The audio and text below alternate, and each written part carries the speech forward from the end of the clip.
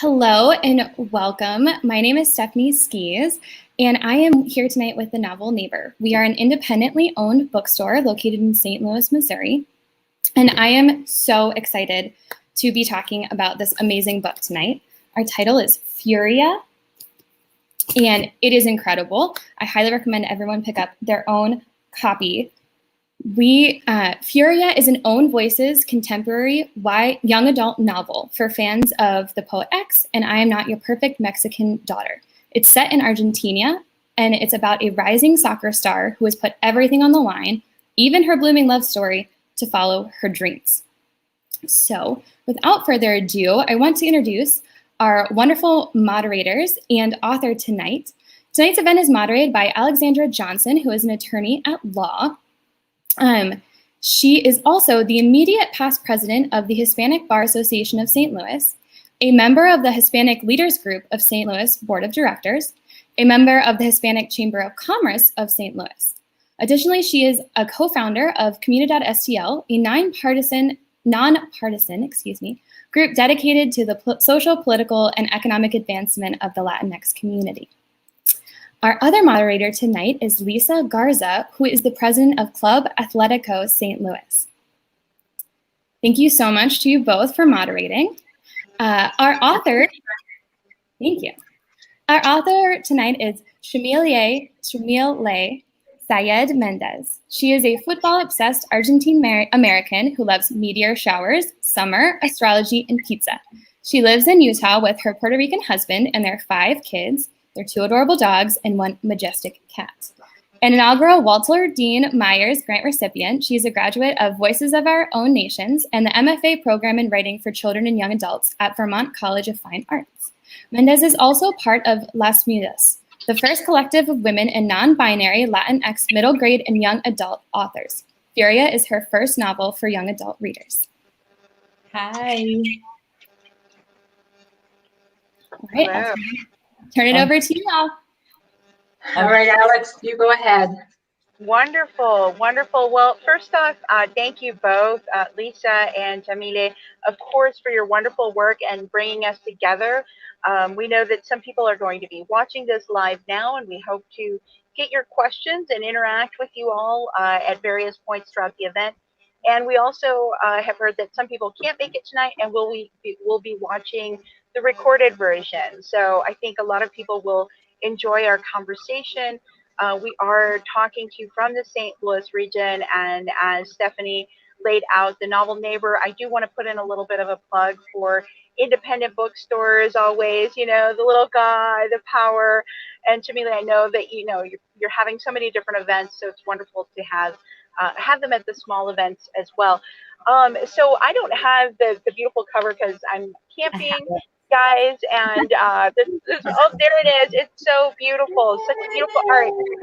Yes. Can we just start? Can you tell us just a little bit about that cover? I know that probably was a publisher's decision, but I'm sure you had a vote or some say in that. Tell us a little bit about the art, the cover art. Thank you so much for bringing that up. I love to talk about the cover because the first time I saw the pencil sketch, I cried. It was that powerful already. The artist is called Rachel Baker, and we're agent sisters actually. But at the moment, I didn't know the connection. And yes, my publisher chose her. Sometimes as authors, people think that we have a lot of control over title or book cover, and we actually don't. But my publisher is just fantastic. And when they sent me, like I said, the pencil sketch, there was nothing that I wanted to change. I was just so in love. And then when I saw the full color rendering, I cannot stop staring at her eyes because she is exactly how I envision Camila. And it's so important for me to have a dark brown skin girl on the cover of my book. Because sometimes when we get media from Argentina, like the telenovelas or movies, or even when we watch our soccer games, the faces that we see are the lighter skin Argentines of European ancestry. And I do have a lot of European ancestors on my side of the family, but people like Amita are the girls that I had in mind when I was writing my story. And so much to me to see again a very Latina, multi-ethnic and multicultural looking Argentine girl on the cover of the book, because I think it says a lot about her. I just love the details that I did not pick. I mean, Rachel had asked me for some ideas. I sent her pictures of my nieces living in Argentina. I sent her pictures of Argentine soccer players from the women's national team. And she just made Camila out of all the little details I sent her. And she created her out of her own heart. But I just love, I was always in love ever since I saw the pencil sketch, the sports bra showing, because that's just so much of who she is. And I know it's super eye-catching, and I cannot be grateful enough for the good fortune of having a beautiful cover representing my words. Yeah, I mean, it really is very, very beautiful. I mean, the colors are so eye-catching, but I think they're also so typical in a way, right? Like they really capture that heart, I think. And what I thought too, and this is kind of something a little bit of a nerdy interest of mine, because sometimes the cover of a book will pull you in, and then you read the book and you're like, what? Like this didn't like Nothing like okay, like it kind of evoked a different image in my mind. When I opened the book, I expected something different based on the cover, and I just felt like it really is kind of a very visual, a fairly accurate visual representation of the story. So let's jump into Camila. You were talking about her. How did you pick Camila's name? I really cannot say how the name came to me. I started writing Furia back in 2006. When I started thinking about becoming a published author, I have been writing pretty much my whole life, but I studied economics in college and Latin American studies. I worked as a translator and an interpreter for a long, long time. And I would just write Furia, which had different titles. It went through so many titles through the years. I would work late at night when my kids were all babies and my husband was out of town. I could just spend time with her. And she just came into my mind really fully formed. Camila Hassan has always been herself. And I also wanted to pick an Arabic sounding last name, kind of like my maiden name, Sayed, because Argentina is a very multicultural country, and sometimes we hear people from the US have this perception of Latin America, and you can only be a Latino if you have a Spanish sounding last name, only if you speak Spanish, and there are so many misconceptions. So I wanted her to be a representative of the people that I met growing up and the family that raised me. So that's how her name came to me. And same thing with most of the characters. They all have the original names. And I was super lucky and fortunate, I should say, that I was able to keep them.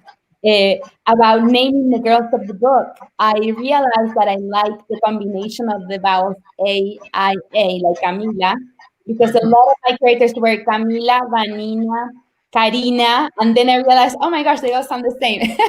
I just had to change some background characters' names, but most of the main ones get their original names. That's wonderful. And I asked the question about the name and kind of got a good segue into one of the things I wanted to ask you about, because you say in the back of the book that in your author's note that it's not actually autobiographical, but there are some definite parallels, right, between your life and now you've just said that you gave her an Arabic sounding name. Do you mind telling us a little bit about your ethnicity, how you became got from something that's like what we read in the book to where you are now? Like, what was your path and your family history? It sounds rich. It sounds wonderful. Yes, it is very rich. And I know that of course, I have ancestors from the indigenous communities in Argentina. And my mom was an orphan from a very early age. So unfortunately, a lot of that side of the family history has been lost because she also passed away very young.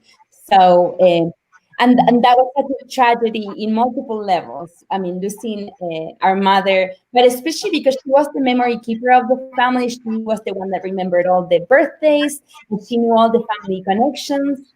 And she also had very close connections to a lot of our extended family. So losing her was losing a lot of our family history. But from her side, it was mostly from Spain, and they had been in Argentina for multiple generations. So they were the typical criollos that had been there for centuries, pretty much. And then from my dad's side, it's when we find the most recent immigrants to Argentina. So a lot of like the United States or Australia, Argentina is the melting pot of cultures. So I have a grandfather who came from Syria and Lebanon, and his nickname was El Turco, and everybody in our family is nicknamed El Turco, La Turca, because he had a Turkish passport. And Syria and Lebanon were part of the Turkish Empire at the time that he came from Argentina to Argentina. There's also a lot of Portuguese in my family. My great-grandmother on my dad's side was from Yugoslavia, which is a country that doesn't even exist anymore. And that's something that I always bring up, especially when I'm talking about another one of my books, Where Are You From? And you can see the cover in the background, in which I mentioned that sometimes the countries that we come from disappear from the map and the boundaries change, but the people that are our family and that brought us here, that's something that will never change. So yes, in that sense, I started the novel talking about Camila's family tree, because even though the women in her family are not the protagonists of the story, Camila is just like the ultimate representation of the dreams that led them across the oceans and through trauma and so many different harsh realities. And she was just the physical representation of all the sacrifices and effort. So even though they're not named, like the women in my family, people will never know their names of my grandmas and great grandmother. I would not be here without their sacrifice and effort. Yeah. Yeah, I love that. And you know, I mentioned I generally am very, very careful with my books, so I hope this doesn't offend you. But I actually took a bunch of notes as I was reading your book. Like you can see, it's all like pintarrajeado. Like I was like, oh my gosh! And just mentioned, let me tell you, I love. I'm like, really, some books, yeah, some books you gotta like just really chew on, like really. And you just mentioned your ancestors, and I can't find it right now. But you said those that didn't choose to be my ancestors. Mm-hmm. And I was like, wow, that is so true. Like we always think about, our grandmothers, and we're the dreams of our ancestors, and how like we are the embodiment. But then there's also the people who didn't choose. What made you say that? That's I thought was very powerful. Well, especially because Furia takes place during the Ni Una Menos revolution started in Latin America back in 2015. And for those who are not familiar, Ni Una Menos is a precursor of the Me Too movement.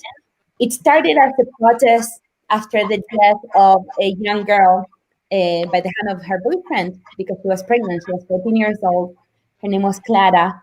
And ever since, there have been marches with the green handkerchief demanding for justice for women. And the green handkerchief started originally by the pro-choice movement asking for safe conditions for legal abortion in Argentina, and then it grew to it spread to encompass different issues regarding women. And so, since that is such a pivotal part of the story, and women's football today, not even the super successful US national team today would be possible without the work of the early feminists who paved the way so that women today can play soccer. Wow. It was impossible for me to ignore this movement. And so I mentioned the women in our past that didn't have these protests or marches, didn't have access to healthcare and or education. And yes, they did not choose sometimes to be mothers and grandmothers, and they still did it. And they're still part of us, regardless their feelings. So I feel that the violence inflicted on women through centuries is something that we need to acknowledge, because I feel like in our cellular level, we're still dealing with this emotional generational trauma. And I read a study when I was working on Furia about this trauma that gets passed on our DNA, and how that was like mind blowing for me to know that we keep repeating patterns throughout the history of our families, and it takes the strength of one person to break those patterns and those cycles.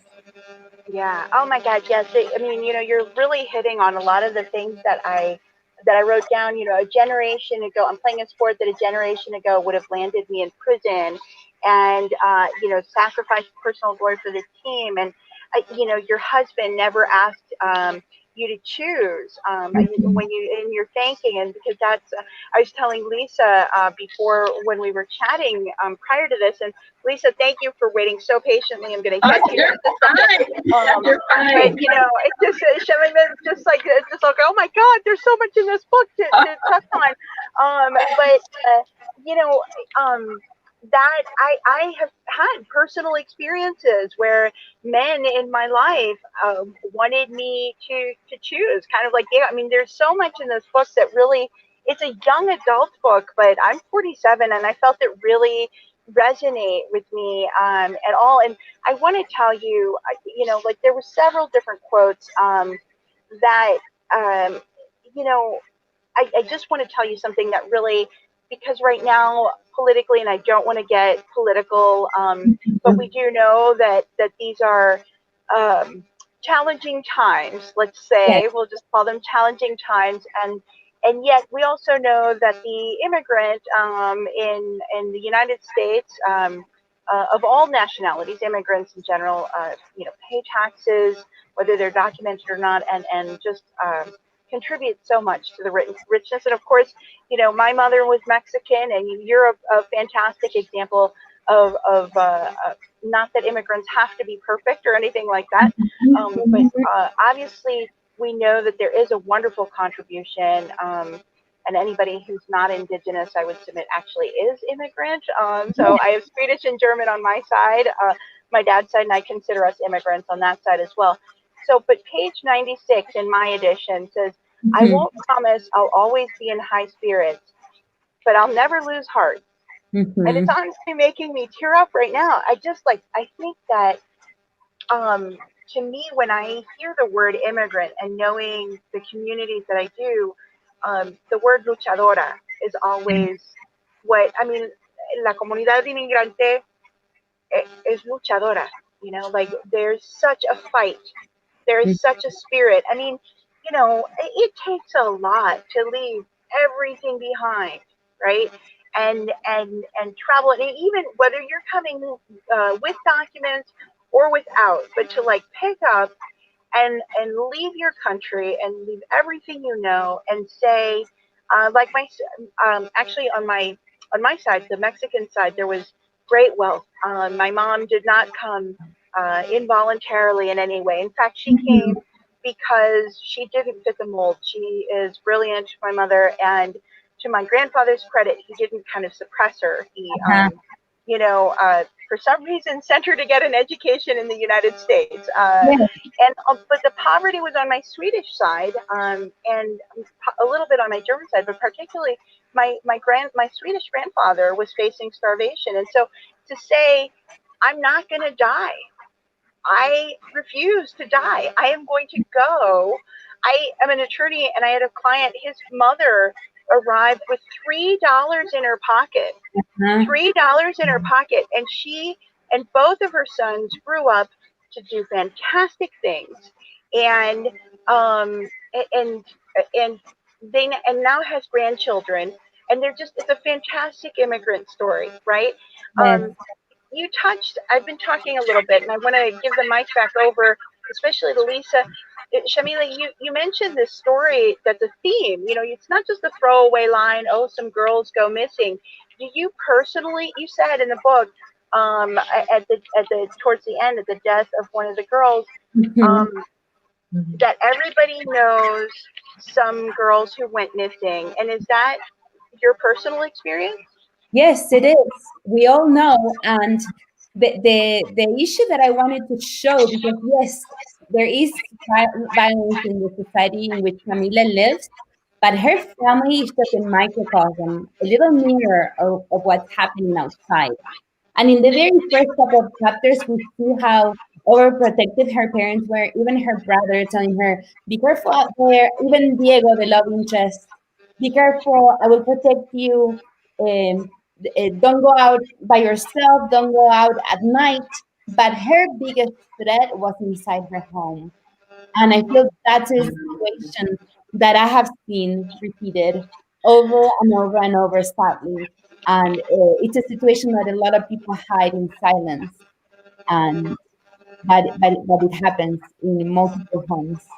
So that was an issue that I wanted to shine a light on. That we don't really know the things that are going on inside somebody's home.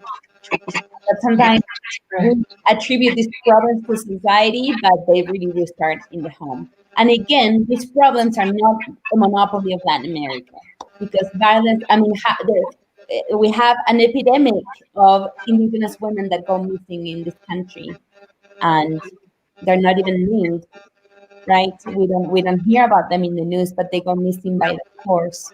So I feel like this is an issue that we need to be aware of. There are some women that go missing without anybody remembering their names even. Yeah, yeah, and that brings me to I keep mentioning this, Lisa, and it's not to take credit, but just when we were planning this event, and they were saying, well, who do you know in the community that might be a good connection here and have something to add to the conversation regarding soccer and children who have problematic situations. The first name that came to mind right away was Ricky and Lisa Garza. And Lisa, maybe you could tell the audience a little bit about why I immediately thought of you guys when I was asked, do I know anybody who knows anything about Right. soccer and children in trafficking situations? Right. So children is the number one for our organization. We're all about, they're our future. It's up to us to protect them and Yes. educate them, Yes. And unfortunately, St. Louis is 16 in the nation for human trafficking. Oh my And goodness. yeah, it is. It's bad, and we do what we can to get to the children, get to the schools. Parents is who we really want to be able to talk to, because we don't by any means want to scare the children, but they need to know what's going on, because you're exactly right. We'll hear about, this person, this child has gone missing, and we never hear the ending of that story. Uh-huh. And it's most likely because they've been taken to sex trafficking. They're lured in so many ways. And I felt that with reading this book, that is, where it was going. And you are very much correct that it's someone they usually know, families. And then right now with the COVID-19, it's getting even worse. So yeah, it's our job to get out there and talk about it. And, we're always very happy to go to schools and talk to parents, whatever we can do. So Yes. What's your soccer connection, Lisa? Tell us about your soccer connection. So our soccer club is Club Atletico St. Louis, and we're an NPSL soccer team. So we're basically at the highest level of an amateur soccer club. And so we develop young men to become professionals. And that's what I loved about this book, was because here, you had Camila, who, really was raised with not a lot of money. And yet she had such a drive. She had such a passion. She was a strong girl, which is going to lead me into the next question. But it's just, she just needed one person to give her a chance. Yes. She and that was her coach. Her coach saw, she saw the fire in her. Here we are, Furia. I mean, she just that was just perfect, and that's the chance she needed. to get where she wanted to be, in the women's league. So, and that's what we're about. We develop young players to become professionals. And usually we try to get those who don't have the money to be able to do that on their own. So I just love this book. I really did. It's very inspiring. And so I do want to say, so since, she was a very strong girl, yet she had so much negativity really around her. Her father was not a supporter of her. So here's what I got from that. And I'd like to know, where you were going with that, is that I would hope that girls who read this, okay, could see that no matter if you're being told you're not going to develop into anything, you can't do anything, you're not going to become anyone, that they can learn that you just don't listen to that. And you go with your heart, you go with your heart, because that's what Camila did. So what was your take on, where were you going with that, with the negative in the family around her, not really getting that support from them? What were you trying to get your readers to get from that? Well, pretty much like you said, that it takes one person. Sometimes it takes two people, right? It takes somebody who believes in you and gives you the chance. When and I've had people come into my life and become my creative godparents, or for me, it was my English teacher in Argentina. Very much like Camila, I grew up in government housing. I did go to a private school, and sometimes people in the US, when they hear that, they immediately assume that my family was wealthy. But my mom was a nanny and housekeeper. My dad was a taxi driver. It was just the perfect storm of situations that made it possible for me to come to the US to go to college and get an education. But I am the first person in my super enormous family of over 100 people to be able to go to college. And I also got a master's degree when I was already a mom of 5 children.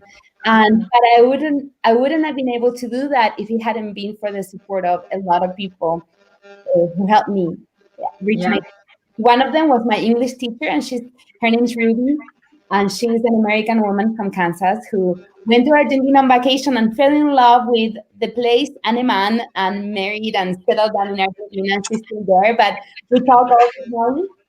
And it's always one of my greatest joys to be able to share this journey with her, because who would have imagined that a little girl, scrawny, tiny girl from this neighborhood would, one day her book would be a Reese Witherspoon YA book club pick, like not even in anybody's dreams. But it happened, and that's something like Diego mentions in the story. And Diego is the boy love interest and best friend of Camila's. He says that when he's playing he plays in Juventus in the book, and which is the most winning Italian club. And he says that when he's there scoring and being a superstar and a soccer god, people cannot imagine the little boy that he was begging on the street corner one day. But that's it. Sometimes when we see these children, as a society, we immediately discard them because, they're not going to amount to anything. They're not, we see these children in detention centers. They're not going to amount to anything. We never know. We never know the immense potential inside a human's life. And so that's why we should treat everybody like the treasure that we are, because we all have that spark of divinity inside us. No matter what your religious belief is, I do believe that we all have a spark of divinity and can do amazing things in the world. So, and that was kind of my message, that even through very difficult situations, because even though I grew up in a very humble family, I had the privilege of having a very supportive mother who do anything, get, like the Hamilton song says, get 1 job, 2 jobs, 3 when she needed, so that I could go to school and learn English and be here today. And she did everything that was in her means or beyond her means for me to get an education. And I also had the privilege of finding amazing people who gave me a chance.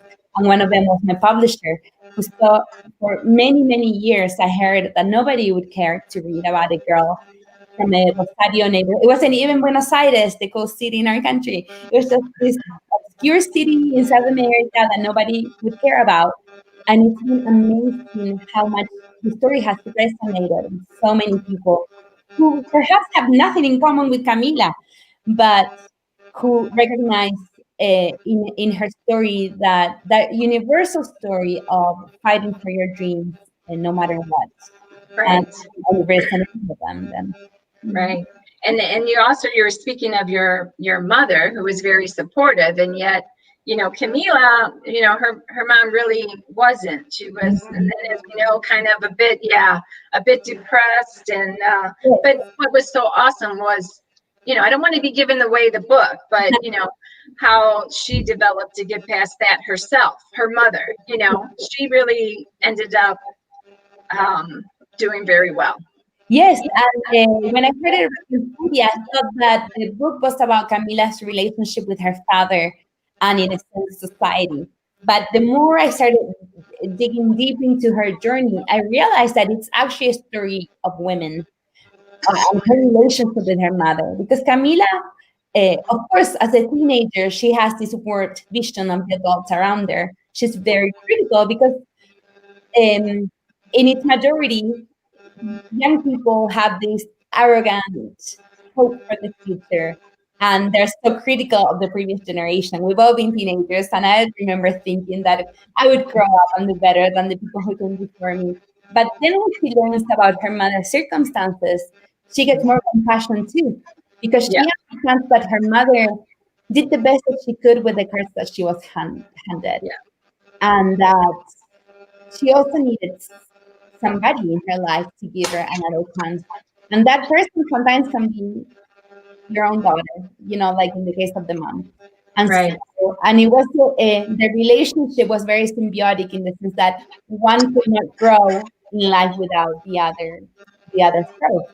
So that was very emotional and beautiful for me to explore, because I do feel like this chain of the women in Camila's family tree were liberated as she got liberated as well. Yeah, liberated. That is a very good description of what happened to her. Yes. Yeah. Yeah. And also talking about the education. Now, for me, being around a lot of the international soccer players that we have, there's something that I find, and that is, to those international students, I feel like they just put their all into the education. It's like they have to get through it, they have to succeed. And I don't know, they don't want to fail their parents. I think is a big part of it. And there's some who have gone back home, and they've been doctors, and now they're going to go back and help Yes. at home. So I don't know. What's your take on that? I mean, I'm not saying that, not everyone feels that here in the States or anything, but it's just something that I feel is more of a passion with these international students. And I mean, even Camila, she was proud of what she's achieved in her education. She was, and even Diego, he kept going back to Rosario with love and pride to give back to the community that gave him a home, like the Good Shepherd home where he grew up. And so, yes, and that's why when I came to the United States, I did not study writing, because although I was passionate for writing and books and stories, it wasn't a practical career to pursue. And that is so real. And when I am invited to talk at universities, we have Brigham Young University here very close, and that's where I attended for my undergraduate. And when I go to these creative writing classes, I have never met a student that was an international student. And it breaks my heart, because the message that I bring to students is one that I want to target for the people from my own community or for those international students communities. But I was there in their shoes, and I know that when your family is making tremendous sacrifices for you to get an education, you have to make sure that you maximize those opportunities as much as you can. And so in my case, I studied international economics and Latin American studies, because my plan was to go back to Argentina. I guess because our economic situation fluctuates so horribly. I mean, it happens the only thing that you can foresee about Argentine economics is that they will change every year or so, especially during an international pandemic. Just imagine the problems that we've had in the US. Latin American countries are suffering tremendously with not being able to work. A lot of people don't have support systems or or jobs en blanco, like we call them, that they get a steady income. They have to go and work day by day. So that happened even when I was a young student, and my desire was to go back and help out in my country and make an impact in my community. I did meet a Puerto Rican man here in Utah, and we got married very young. So now I feel like here in the US, it's our common ground, but I do go back home every chance I get. And I guess that's why I write these stories, to shine a light on the people that stay behind, because they're behind, but never in my heart.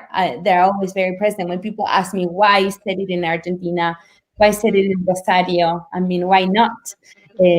That's what's in my heart and what I know about. So yes, I see that. I see the plight of our communities, but it is just a sign of societies.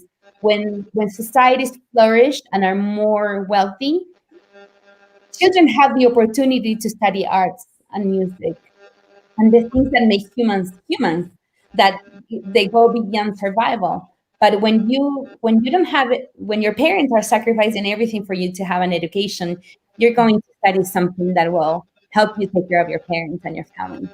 And that's the reality that I see.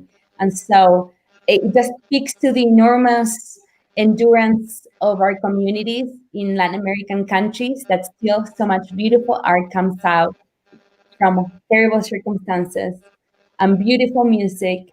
Yeah. And even in sports, that girls and boys are able to play this beautiful game in spite of the things happening around them.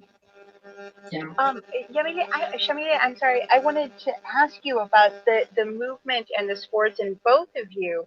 I find that connection, um, it's so common, right? That professional athletics, or that athleticism, in some way, that sports are a way out Yes. of poverty, and soccer playing such a significant role in Latin American culture is obviously important. And so maybe you could speak to that, Shamila, and then Lisa, a little bit about why you and Ricky are so focused on bringing, because Club Atletico San Luis is how old? 3. I mean, we personally have had the team for 2 years, so we'll be going on to our third. But yeah, it was owned previously by someone else. So yeah, we're in our third now. Right. So, but it's a very young, my point is that it's very young here. In some ways, it's still entering mainstream American society in general, and St. Louis is so conservative in some ways that, but it's so strong. There's a real passion around the sport, and because of this kind of way out. So maybe both of you could speak a little bit to that. Yes, I saw that growing up. Like when you asked a little boy what he wanted to be when he grew up, he would always say, without fail, a soccer player, because that was the way out. It was the opportunity to do something that you love and at the same time save your family.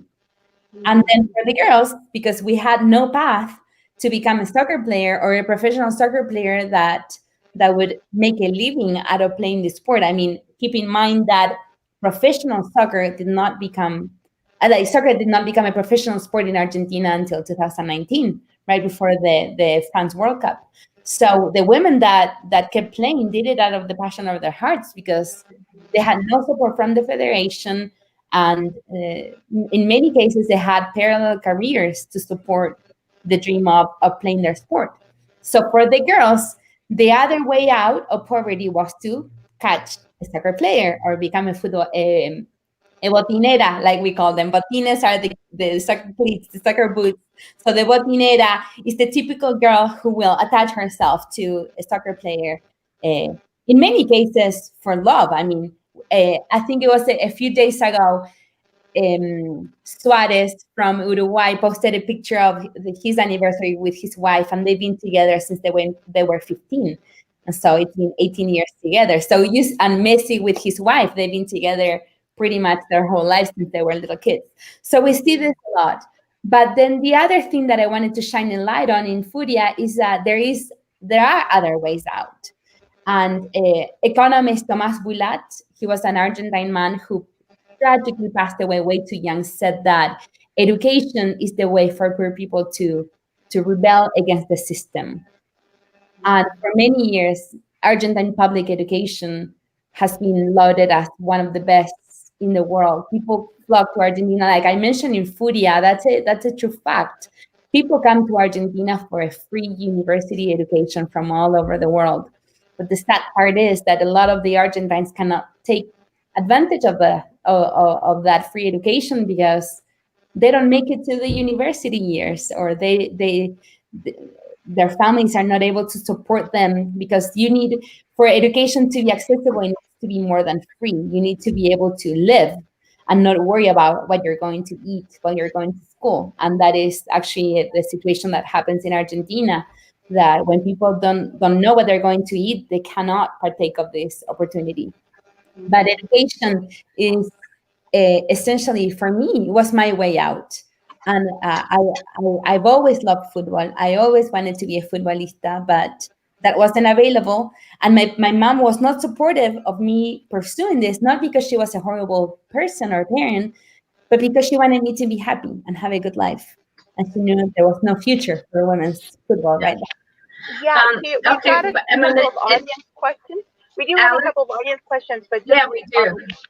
Want to say for that point about the education being, I thought it was so. I love this. I do estate planning, so that's what I do. As an attorney, and so the question of legacy and what you leave behind is always so powerful. And when she goes back to El Buen Pastor and leaves her books for Karen, right? Mm-hmm. All of her books and the ideas, that you read Alma and Maria Elena and the fantasy kingdoms and the romances, and they had shown her, like they plant the seeds, right? They give you the ideas that you may not have from any shows that you're watching, from anything your neighbors or your friends or your classmates are saying. So I just think it's fantastic, and it ties right into our first audience question, which is, how long have you been writing books? You went from economics and going back to Argentina and all of this to writing. We talked a little bit about that at the beginning, but specifically, how did you decide to become an author? I always wanted to be a writer, so I wrote my first story when I was 7, but it wasn't until I was in my late 20s, and I was way out of college by then, that I knew I wanted to become an author. And when I wrote my first manuscript, which wasn't Furia was my second manuscript that I attempted to write, I knew that I had a lot to learn, because in my mind, it's like everything. When you start, I started writing because I have a love of stories and a love of books, and I knew what made a good book, and I knew I had not written a good book. So I needed to educate myself.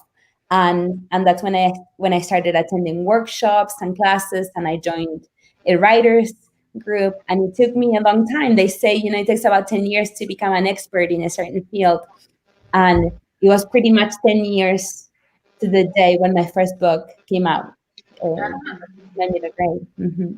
And did you decide to make it a young adult a novel? That's another question. Did you, say, Furia is going to be a young adult novel? This is who I'm targeting, or were you keeping specific things in mind, writing for young people, or you just told this story and the publisher decided that it was going to be called a young adult novel? How did that process work? It was, when I started writing it, I didn't know what it was going to be. But then in the process of revision, it became very much, you do have books targeted for adults that have a young protagonist, but the lens of the camera in which you're showing the story is very different from young adults. So the main thing being that sometimes books targeted for adults are very stark in how they show reality. And it was very important for me to keep that blazing hope that Camila finds. Because I do think that if we're going to write for children, we need to keep the hope in. We have to show them a way out of the darkness. So when we sold it to my publisher, it was specifically for young adults. Nice, nice. And you, I mean, you're a mother of 5 children, and a lot of us are talking to our kids about these topics. Many of us, as we know, if you are African American, if you're Black here in this country, you don't have a choice. You have to have some very difficult conversations with your kids at a young age, unfortunately.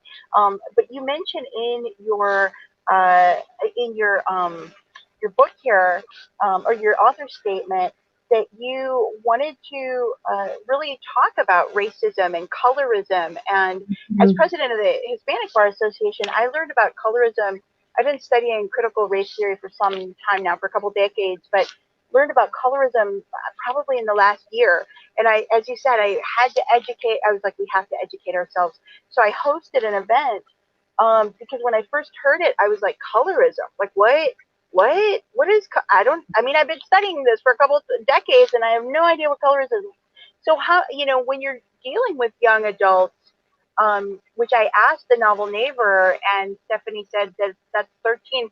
These are heady topics, right? Child trafficking, children going missing, a father who's violent, a mother who is, as Lisa said, depressive, or has some of those tendencies, maybe some anxiety, the brother who can't stand up for himself all the time. This is really meaty stuff, right? That kind of even adults would grapple with. So how did you weave these serious topics in when focusing on young adults?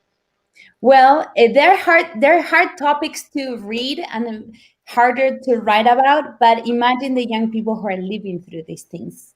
Sometimes we want to shelter our children and our youth. And like Lisa, you were saying, it is our responsibilities as adults to educate our children, to protect them, but at the same time, you don't want to strip that innocence.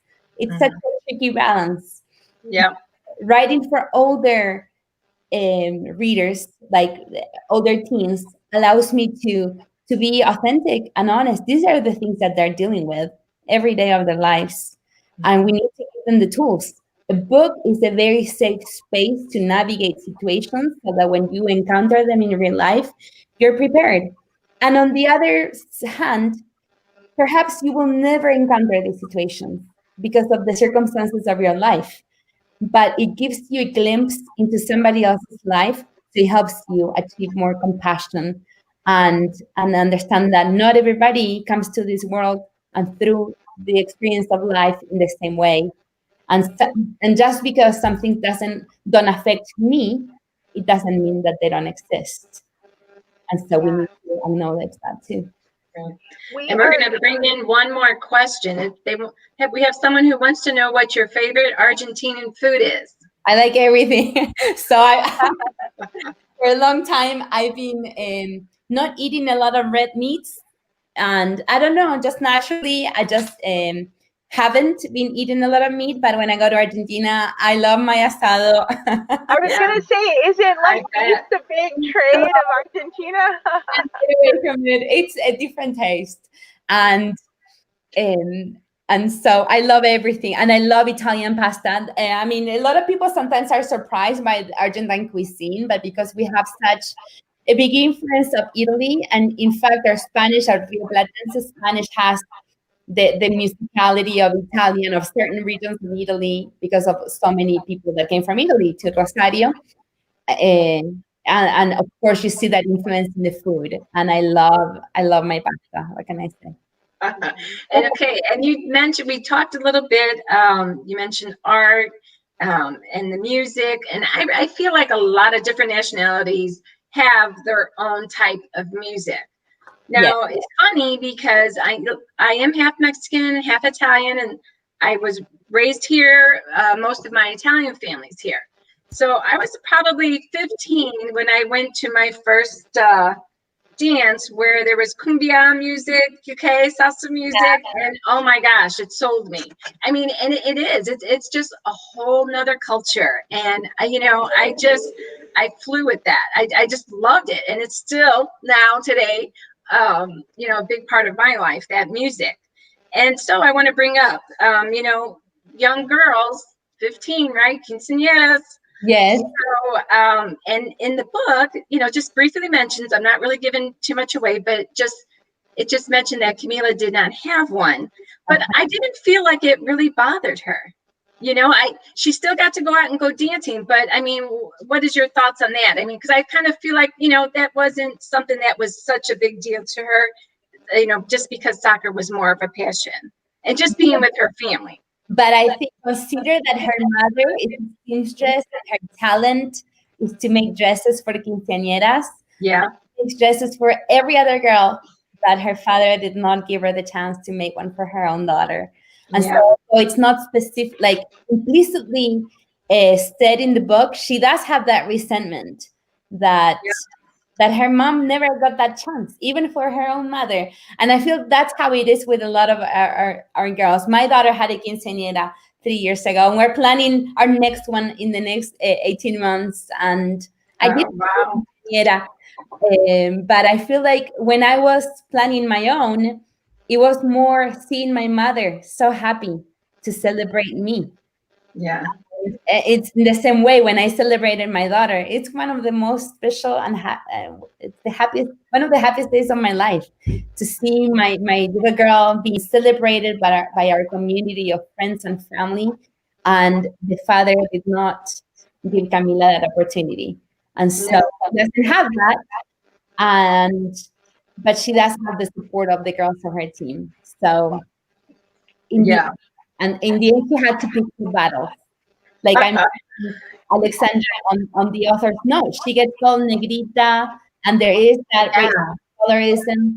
And because she's already fighting so many other things, she never addresses it on the text itself. But I was very careful with who would call her those words, and for her to make that distinction. Mm-hmm. I love that you brought that up. I loved that you brought that up, that in your author's note. And for those of you who are listening to this or watching it later, you just got to pick up the book. You really do. And I'm not a Kindle person, even if I don't write all over the book. I'm just not Kindle, but I'm sure it's available in all kinds of ways for everybody's preferences. And really read the author's note. I think actually, again, it's just very rich, just like the cover. There's kind of a theme throughout all of this, that the cover and the book and the author's note are very rich. And here you'll see this, and I'm just going to read it to everybody. In Argentina, nicknames are given according to appearance, country of origin, or any other distinctive personal feature or attribute. Many times the names like gorda, negra, chinita, etc. would be considered offensive to an American, but the level of offensiveness to an Argentine can vary depending on the intention or tone of voice. So while the nicknames can be endearments that wouldn't be considered microaggressions, they can also be flung as insults. So they can be used in both ways. And this is such an important point, I think, for those of us with Hispanic heritage. I mentioned my mom's brilliant. She taught linguistics at St. Louis University, among other topics, and culture and civilization and teaching methodology. She was a professor at SLU, St. Louis University, for 52 years.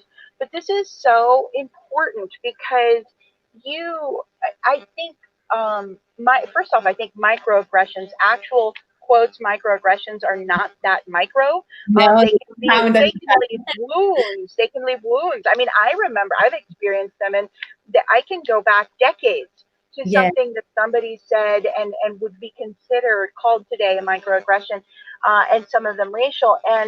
But at the same time, I think it's a little bit of a straw man argument, because the word, like if you call somebody ay gordita, that's one thing, but si le dices ay gorda, that's a totally same word, right? Same word, and you might be ay mi tía la gordita. We had actually in my family, mi tío el gordo y mi tío el flaco, and it was a physical description. They had names. They had perfectly good Roman Catholic names, but there were nicknames all throughout the family, but it was never said pejoratively in the family. I mean, I'm not saying that they weren't called, spoken to pejoratively in other contexts, but those nicknames were not pejorative. Whereas, so I think that we get kind of caught up in the language, in the specific term, when it's not actually the word, it is how it is used Exactly. that might be offensive. And that's why I wanted to write the author's note. It was so important for me because when during one of my rounds of revision, one of my editors called out and said, Negrita, this is not going to fly with a U.S. audience. It's so important for me to keep it for that reason, because we see the nicknames in our daily life and how they mean different things in our culture. And so I wanted to write that author's note to call attention to the US audience that race and ethnicity have different histories in other countries. Argentina did not have a civil rights movement like we did here in the 60s, or this racial movement going on right now. We have our own issues with race and ethnicity and accents and skin color. I have a picture of my grandfather, the one from Syria, and his brother, my tío abuelo, and they look exactly the same, except that my grandfather was super dark skinned and my tío abuelo was blonde and blue eyed. And they look the same, and they're both from the same mother and father, but they have different skin colors. And you see how race is tackled in a different way. And so that's why I wanted to open up the conversation. So, because that is my hope, that Furia will not be the only book that will tackle this topic, and that we can have this ongoing conversation. Yeah, well, there's so many, you're right. It's such a timely, there's so many conversations going on about this. And we only have like 2 or 3 minutes left. Let's get just from you, Yamile. What do you want, if in 2 minutes or less, people to take away? Because this isn't just a, it's not just a story about soccer. This isn't just a story about some young girl falling in love. This isn't a coming out story. Like, you really put a lot of meat into this, like as we've been talking about. What do you want people to take away from it?